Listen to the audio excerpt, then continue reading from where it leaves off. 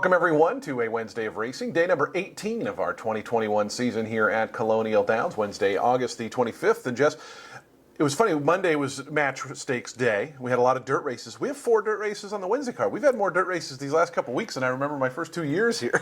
Now, I know Colonial Downs is known for the world-class turf course, but boy, the dirt racing has been really good. It was extremely fast Monday. Now, granted, it's probably the best dirt horses we've had run here in a fair bit, so that could be part of the reason why. But track records were it was like Oprah giving out the cars. You get a track record, and you get a track record. There was one that lasted 49 minutes. The mile and a 16th dirt track record lasted 49 minutes. So, but I mean, it was great racing, really exciting finishes, and some nice horses. The match series was a lot of fun.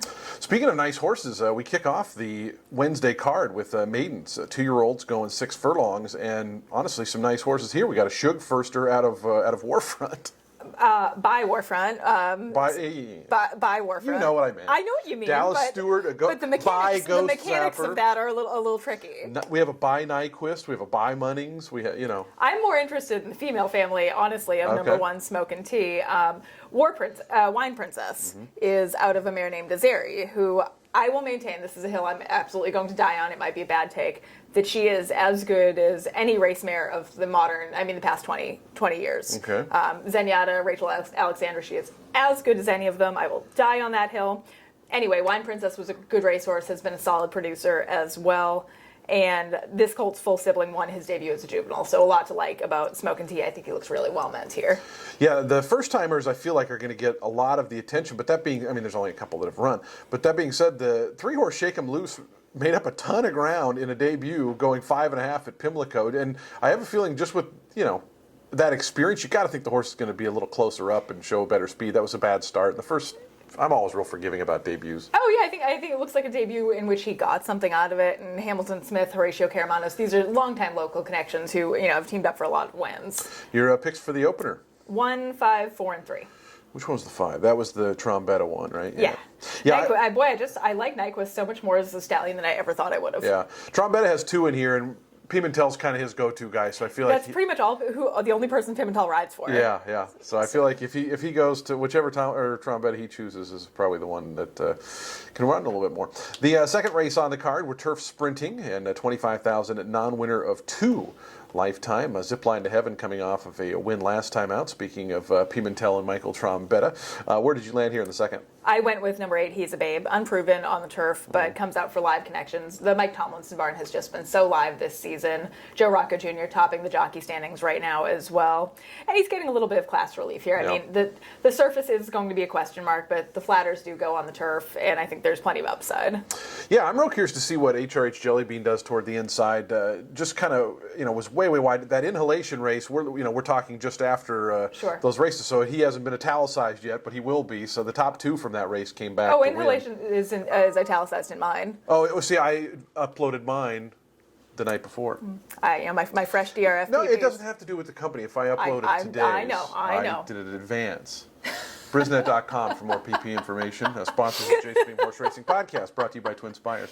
I did notice Jeff Runco shows up here, kind of the king of Charlestown for Rockingham Ranch with Hartel.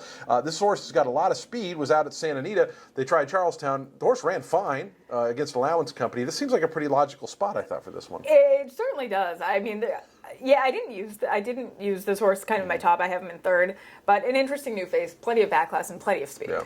Your picks for the second? 8, 6, 2, and 1. We are back on the main track, and I kind of got a long shot I like here in this third race, but it's a non-winners of 3 races, and Eskinfort, who we saw scratch Monday, coming back in this spot. Did you land on Eskinfort? I used Eskinfort. I think he's obviously better on the main track, and Michelle Lovell's been just super live so far this season. And Eskinfort, I think, had a lot of excuses last time out on the turf, not just the surface. He I guess, is a pretty quirky horse, and they had to unload the gate and reload them, and that was probably enough to kind of make him get off of his A game if that was what he was bringing that day. But I do like number 4, Press News, trying to make it 2 in a row. It was a monster effort last time. For that level. For 16,000 on 2, that's a huge race. It was a huge effort. Yeah. A really visually impressive effort, I thought. Yeah. And if he can repeat even close to that, I think he's right in the thick of things. Super live off that rate. I mean, you got to assume. I was actually glad they kind of just came right back to the same level. They're obviously not worried about losing the horse. I'm curious about the one Vassariano for Norman Cash, who's only had a couple starts here. I know they claimed market off yesterday, or Monday rather, but this one drops pretty severely in class. And if you go back to a Thistledown allowance non-winner 2 was a nice winner with a good speed figure. I just think this horse on its best day is pretty solid at 10-1, and Victor Carrasco is starting to warm up a little bit. Sure. Yeah. Anyways, your picks for the third race. 4, 5, 7, and 2. The fourth race on the card. I'm excited for this. One of my favorite little horses of the meet has been Flowers for Chantel, and I'm excited to see her kind of dropped back to, I think, maybe not even a more appropriate spot. I think they were well spotted last time, but just being aggressive and dropping down here. But where did you land? I went with number 3, Fashion Icon, going back to the main track. I thought that effort on the turf was a little bit average. The experiment made sense. I think she's better on the dirt. Plenty of ability on dirt and synthetics, and it's always tough to get past the Stidham barn. Yeah, and the last time this one saw dirt was routing, so it gets back to dirt sprinting. I thought was kind of the key, because the dirt sprints for this horse have both been pretty decent. Same another one with kind of a similar angle. It's probably going to be a bigger price, and should be, is the 5 Conga in Paris. They tried the turf, didn't go so well, but if you go back to the last time this horse went 7 furlongs on the dirt, it won, albeit at a very, very short price. Also note Marcos Meneses shows up Wednesday, kind of a regular down in South Florida. Yeah, I know he came up with Angel Rodriguez. Saved at the Wire, I wanted to mention too, another one that cuts back a little bit. Was very, very good 2 starts back at a big price. Kind of regressed a little bit last time out, but this barn has been very live. Yeah, and then they don't get bet a whole lot, his horses. I mean, he runs a lot of them, so I mean, he's not a high percentage group, but in the money he's been hitting regularly. Carlos Munoz, that is. I thought Don Deddy was interesting. I thought this was kind of a race where I could make a case for a lot of horses. Yeah, who were your top 4? 3, 7, 9, and 1. Fifth race on the card. We start our 50-cent late pick 5. Monday it paid a couple $1,000, I believe, the late pick 5. I got to think Frank's Rocket not winning knocked out a whole lot of tickets. That may be one of my favorite races of the meet. Yeah, oh, man. That might be. I mean, Chitara is a cool filly. Yeah. That was one of those races where you feel like you feel right, and it just all worked out. I was talking to Junior Alvarado, actually. I was jockey Uber yesterday, driving him to the airport. You were driving, Junior. I was driving, so he had nothing else to do but talk to me. We were talking. I was like, "What were you thinking when she broke a step slow?" And he was like, "I just had no chance. There was nothing I could do." And he almost did. I mean, they did almost win, but. And it was funny because optically, our home stretch from the announcer's booth, it kind of comes right at me, so it's a little tough to get depth perception. Yeah. And I tend to give the ones on the outside, it just looks like they have more momentum. And I thought that the 8 and Frank's Rocket were both going to go by Chitara, and she just kept digging, man. Yeah, that was a really great impressive race. Kind of one of those great examples that's why they run the races. Yeah. No, there's some really good races Monday. The fifth race, it's a turf maiden event, a mile on the inner turf, which I love these mile races. A little bit of a quicker run to the first turn. Pace tends to be a little bit hotter. I think sometimes you get a little more action in these. I'm going with the second-time starter, number 7, Rose Nose. She has some room to improve. Her debut effort was okay. Mm-hmm. She answered the question of, I think, whether or not she gets over the course, which is really all I'm really asking for in a first-time starter. And I like the stretch out and distance. I think she's one that will get a little bit better with more ground. Derek Ryan's been pretty live when he comes here with Miss Lady L, who's a bit of a price. They had blinkers. Didn't do anything really in the debut, but I thought maybe just kind of going out and getting a run, so to speak. But his horses have been pretty live here. Did the 2 Bring the Wine make it onto your top 4 at all? Number 2?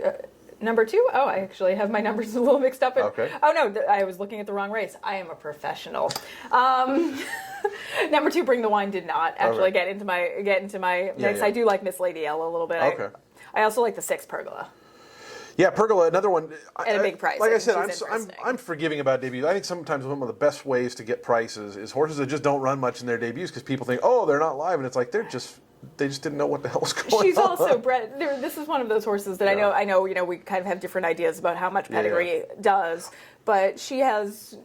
No, she's not bred at all to sprint, and I think stretching out distance will really help. Any her. dismissing I do of pedigrees usually after they've started, sure, when they're not switching. Yeah, when you're talking about $5,000 claimers with 30-something starts, pedigree becomes a non-starter at that point. But no, I'm open to it on the other stuff. Kelsey Danner with a firster in there, Ice Wine. I think this is the first we're seeing Kelsey down here. Maybe she had one in the other day. I can't remember. But Joe Rocco Jr. rides. Always noteworthy where Joe shows up because He's riding a fair bit, not as much as some of the other guys, Sure. but he's winning his fair share as well. He seems like he picks his spots a little bit. Your selections for the 5th? 7, 4, 6, and 8. We're still maiden running in the 6th race as we start the late pick 4. It's made $25,000 runners, 6 furlongs on the main track, which here at Colonial starts about halfway down the backstretch. The very, very big course. I think Per Diem is probably going to be a pretty strong favorite in here, just because Kabisky has just been red hot when he comes here, and that horse has speed and looks good. That's it. I had a hard time getting by this horse, even though there are a lot of questions. There are some significant questions, and fitness is going to be a question here. This is one I do want to see in the paddock and see,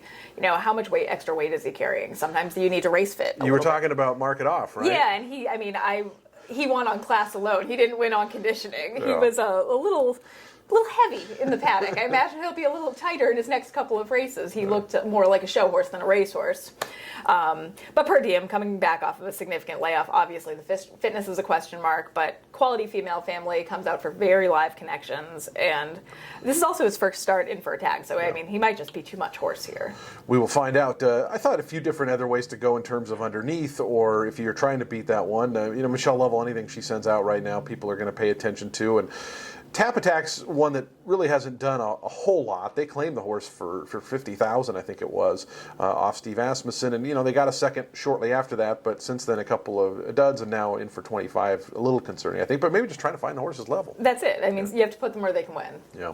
I wanted to mention a couple longer shots that I think are going to be longer shots at least. Luca Drew the Ace and Agent Mulgannon both kind of improved. They were both ran last week where we were off the turf, and both I thought just kind of took a little step forward when running on the main track. And so I thought maybe they were ones who, again, could be a little bit of a wake up at a price types. But your picks for the 6th? 5, 4, 2, and 7. 7th race on the card, $10,000 open turf runners at 1 1/16. And these to me are some of my favorite races that we have, just because it seems like inevitably you can make a big case for a number of horses in races like this.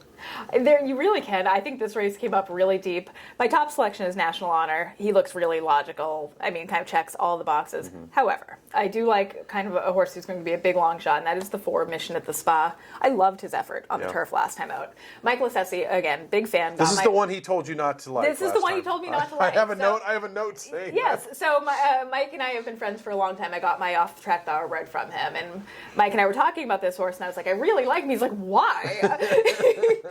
He wasn't. This was this horse's first time on turf, and he just wasn't sure how it was going to go. Mm-hmm. I thought he handled it exceptionally well. It was a really strong performance. A lot of speed out of the gate. Nearly took them gate to wire against a really good, pretty solid field. Yeah, there's so many horses you can make cases for in this race. Makes most sense. Patrick Noosh's barn again that was who trained Market Off, continues to do thing. I had your horse noted. I should note the owner on the number 3 horse in this race. My boss. Your boss. Yeah. That is your boss. Shout out Margot. Shout out to Margot. There was a horse who I remember you liked last time, Donji. He was in that starter allowance, the connector one. He's number 7 in here. And that was kind of in that period where horse were coming off the pace stuff, but he was settled down inside, and the connector was just way better than that field. Yeah, super short price. He delivered. And this horse looked like he started to get going a little bit at the end, and so I'm real curious to watch Donji back here in this race. But as I said, I can make a case for the 10, the 11, the 13. I think this is a really solid, the 14. very bettable. This is like classic Colonial Downs. Yeah. To me. What were your final picks? 3, 6, 4, and 13. Okay. Yeah. I think the pace is going to come from the outside with Chicory, but there's a lot of ways to go in that race. And kind of curious to see how the turf ends up playing. We didn't see a ton of turf yesterday. Right, it was a dirt-focused day. And then a couple of the turf races were sprints, which are always much different than the routes. So curious to see how, we'll certainly see more on Tuesday and obviously into the Wednesday card. The 8th race on the program, I was excited to see Jackknife back in the entries. Yeah. I am as well. Allowance non-winners of 2, and a lot of this field is just made up of horses who were early or first time or second time maiden winners. So pretty precocious group here. Yeah, and you have to kind of pick Makes which sense maiden. To 2-year-olds. I just forgot about we that are part. professionals. Yeah. You have to pick the maiden wins you liked the best, and I thought Jackknife looked like a horse who is going to do her best running as a 2-year-old, maybe an early 3-year-old. I don't know if she'll maybe continue. I don't know how good she'll be in a couple of years. She seems like one who's physically a little ahead of her peers, really built like a sprinter and gets a class test here. She's facing some quality horses here, but I thought she was super professional last time out. Really good effort from her.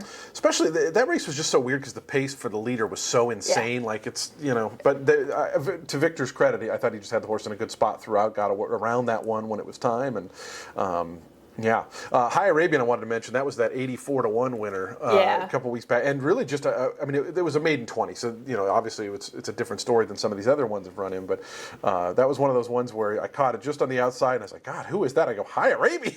Nobody was betting that. I didn't have High Arabian that day. I don't have High Arabian this day either. You can take the rest of the meat off if you had High Arabian that day. Your top picks for the 8th race. 3, 4, 5, and 7. We wrap up with 10,000 non-winner of 2 at a mile and a 16th and another big full 14-horse field set to go. Sarah Nagel's got Kark in here. We talked early. She had a really, really fast start to the meet. Didn't run as much the last week or two, it seems like. But she does have a couple, and I think she had one Black Prong in earlier on this Wednesday card, too. This is a pretty salty group. Hercules Harbor sort of redeemed himself last time out. He's one who's been a little tricky for me because I loved him off of that first race. And then, he didn't show up the next couple. But my top selection's Anhaf. He made a good showing in his local debut, and I think he moves forward off of that effort. Yeah, kind of had to. He was one of those ones. Stringfellow won down the outside. He had to cut in before that and come up the rail, and the rail was not necessarily the best place to go. And so I agree. That to me was one of those ones where things break a little different. Maybe it's a little bit closer. So I think an interesting pick from you. I did want to mention Bygone Days, who I think is Adam Oxendine's only horse here. He started twice and he's ran second twice. I always love seeing the kind of the small barns.